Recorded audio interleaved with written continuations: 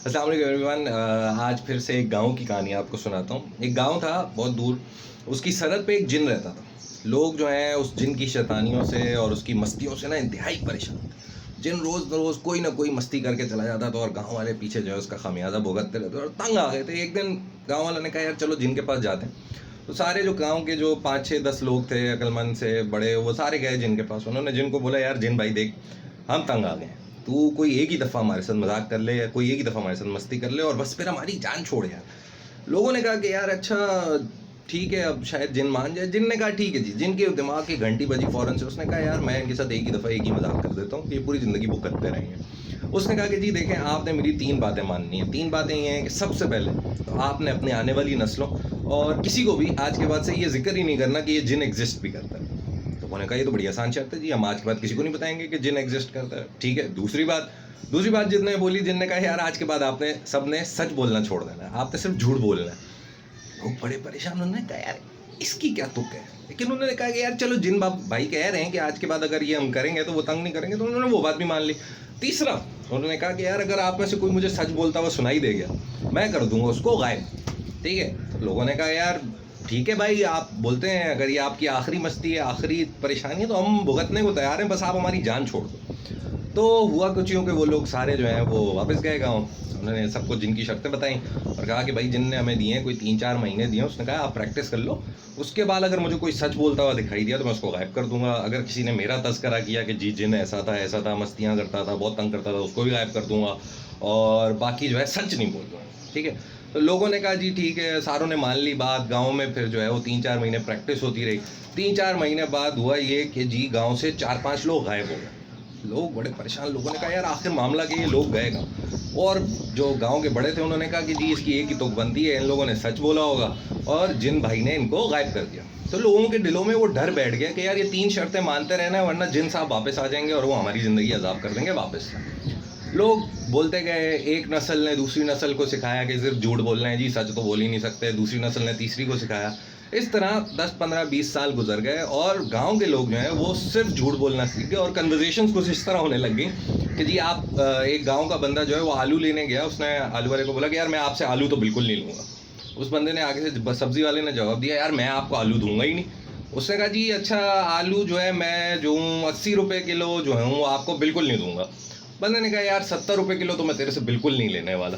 और आगे से सब्जी वाले ने कहा कि जी 75 रुपये किलो तो फिर हो ही नहीं सकता ना। और इस तरह उन लोगों की आपस में डील हो जाती थी। तो वो झूठ बोल बोल के इतना आदी हो गए थे झूठ का कि उनके लिए वो नॉर्मल बन गया था। तो एक दिन बाहर गांव से एक प्रोफेसर साहब आए स्कूल में पढ़ाने गांव के। वो बड़े अक्लमंद, पढ़े लिखे, तमीज़दार किस्म के प्रोफेसर थे। वो गांव से आए और उन्होंने गांव में जब हालात देखे, उन्होंने कहा यार आप लोग सच क्यों नहीं बोलते, ये झूठ क्या क्या चलता रहता है, ये क्या अजीब सी बातें करते हैं आप। उन्होंने जी गांव के जो पुराने बूढ़े थे उन्होंने उनको समझाया कि दी देखें यहाँ पे एक जिन नहीं होता था, उसने ऐसी 3 शर्तें तो बिल्कुल नहीं रखी थी, तो उसकी वजह से तो हम ये सब जो है नहीं कर रहे, क्योंकि वो सच बोलने से डरते थे। वो खैर प्रोफेसर साहब अक्लमंद थे। वो जी अपना वो सारा साइंटिफिक इक्विपमेंट और जिनको बोतल लेके सब पहुंच गए जिन के अड्डे पे। उन्होंने कहा यार इस जिन को तो मैं पकड़ूंगा और गांव वालों को इस मसले से निजात दिलाऊंगा। वो झूठ बोल बोल के क्या अजीब हरकतें कर रहे हैं, सच बोलना शुरू करें। वो जब जिन के अड्डे पे पहुंचे तो उन्हें पता लगा जी जिन तो हो गया है बूढ़ा, जिन हो गया है कमज़ोर, जिन के अंदर जान ही नहीं बची। वो बस नाम का जिन है, वरना उसके अंदर कोई भी ऐसी चीज़ नहीं है जो जिनके अंदर होनी चाहिए। उसने जिनसे बोला यार ये तूने किस चक्कर में गांव वालों को फंसा दिया है। गांव वाले बेचारे जो हैं वो सच बोल ही नहीं सकते, झूठ बोलते हैं और उनकी नस्लें भी जो हैं आगे वो सारी सिर्फ झूठ ही सुनना चाहती हैं और झूठ ही समझती हैं, उन्हें सच समझ ही नहीं आता। जितना सच बोल लो वो बोलते हैं नहीं जी ये झूठ है। तो जिनने कहा कि यार मैं तो क्या करूँ, मैं तो बुढ़ा हो गया, मैं आप बताएं क्या करूँ। उसने कहा यार ऐसा करो, तुम गाँव चलो मेरे साथ। तुम गाँव वालों को एक दफ़ा बोलो कि जी अब तो मैं बुढ़ा हो गया हूँ, मेरे अंदर तो ताकत भी नहीं रही, कोई जादू भी नहीं रहा, कुछ भी नहीं रहा, मैं तो किसी को गायब क्या करूँ, मैं खुद बहुत बुरी हालत में हूँ। तो मैं जो हूँ, मैं अब तुम लोगों को तंग नहीं करूँगा, तुम लोग सच बोलना शुरू कर दो। तो जिनने कहा कि यार ऐसा तो नहीं होगा। अब मैंने मस्ती तो कर दी है, वही बात है जिनके अंदर की शैतानी तो नहीं मरी थी, ताकत मर गई थी, शैतानी नहीं मरी थी। उसने कहा नहीं जी ऐसा तो मैं नहीं करूँगा। आप चले जाएँ, आप बोलेंगे जी जिन ने मुझे ऐसे ऐसे बोला है कि जी आइंद के बाद मैं किसी को नहीं उठाऊँगा, आप मेरा पैगाम ले जाएँ। प्रोफेसर साहब गाँव गए, गाँव वालों को बोला कि यार ऐसे मेरी जिन से बात हुई, मैं तो गया था, वो तो बेचारा बुढ़ा हो गया, मरने वाला है, उसके अंदर तो जान ही नहीं है, किसी काम का ही नहीं है, वो बिल्कुल फजूल है। तो आप जो है जी आज से सच बोलना शुरू कर दें।